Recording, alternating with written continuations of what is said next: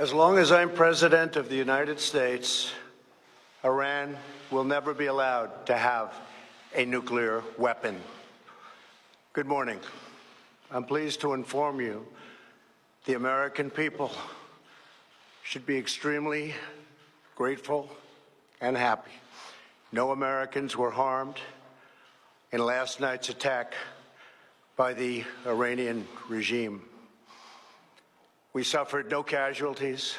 All of our soldiers are safe, and only minimal damage was sustained at our military bases. Our great American forces are prepared for anything. Iran appears to be standing down, which is a good thing for all parties concerned and a very good thing for the world. No American or Iraqi lives were lost because of the precautions taken, the dispersal of forces, and an early warning system that worked very well. I salute the incredible skill and courage of America's men and women in uniform. For far too long, all the way back to 1979 to be exact, nations have tolerated Iran's destructive and destabilizing behavior in the Middle East and beyond. Those days are over.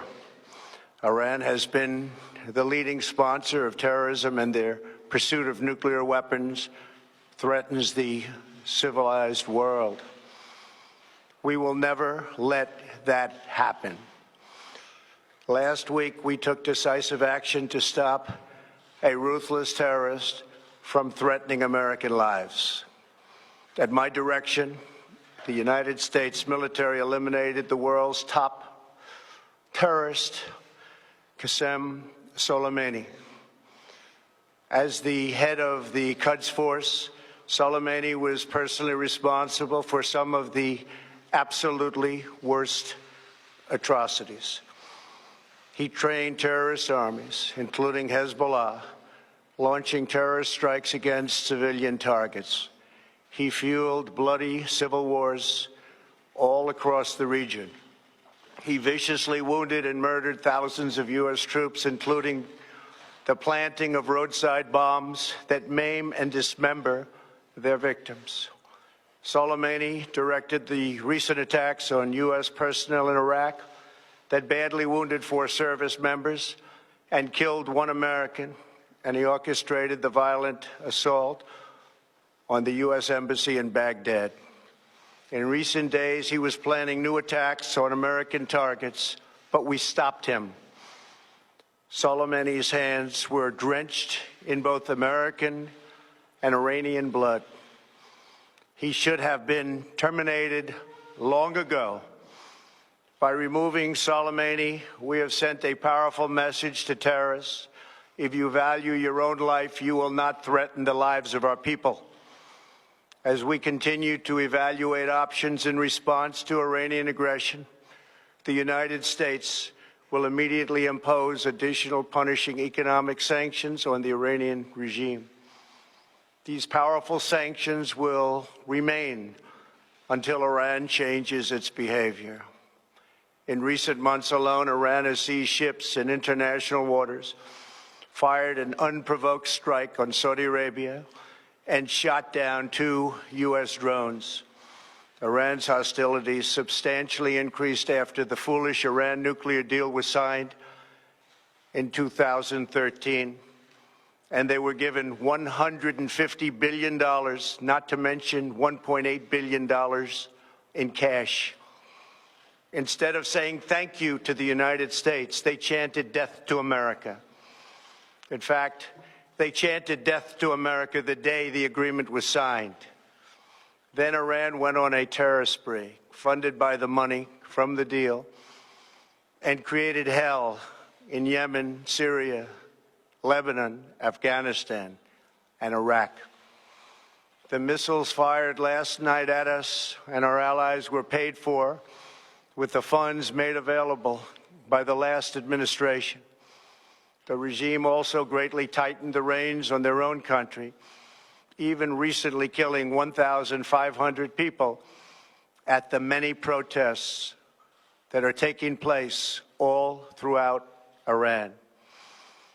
The very defective JCPOA expires shortly anyway and gives Iran a clear and quick path to nuclear breakout.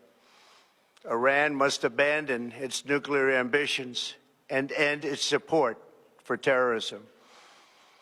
The time has come for the United Kingdom, Germany, France, Russia, and China to recognize this reality. They must now break away from the remnants of the Iran deal, or JCPOA. And we must all work together toward making a deal with Iran that makes the world a safer and more peaceful place.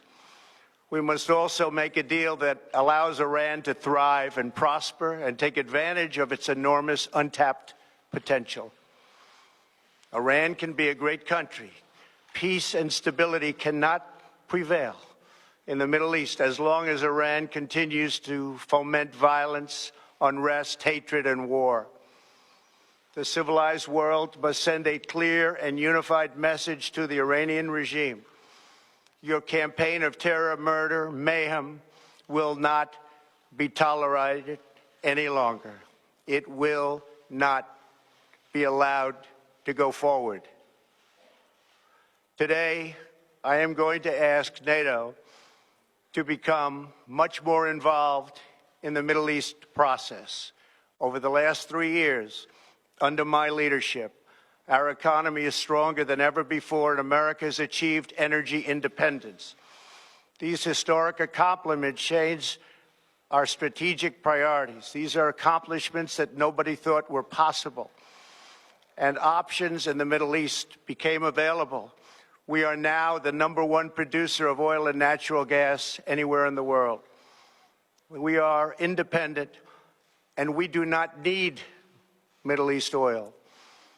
The American military has been completely rebuilt under my administration at a cost of $2.5 trillion. U.S. armed forces are stronger than ever before. Our missiles are big, powerful, accurate, lethal, and fast.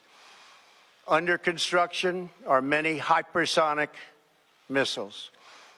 The fact that we have this great military and equipment, however, does not mean we have to use it. We do not want to use it. American strength, both military and economic, is the best deterrent. 3 months ago, after destroying 100% of ISIS and its territorial caliphate, we killed the savage leader of ISIS, al-Baghdadi, who was responsible for so much death, including the mass beheadings of Christians, Muslims, and all who stood in his way. He was a monster. Al-Baghdadi was trying again to rebuild the ISIS caliphate and failed. Tens of thousands of ISIS fighters have been killed or captured during my administration. ISIS is a natural enemy of Iran. The destruction of ISIS is good for Iran, and we should work together on this and other shared priorities. Finally, to the people and leaders of Iran, we want you to have a future, and a great future, one that you deserve, one of prosperity at home and harmony with the nations of the world. The United States is ready to embrace peace with all who seek it.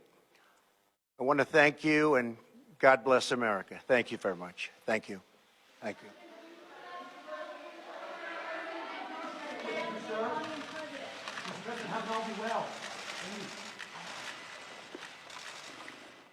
Those were the remarks by President Trump going about 9 minutes.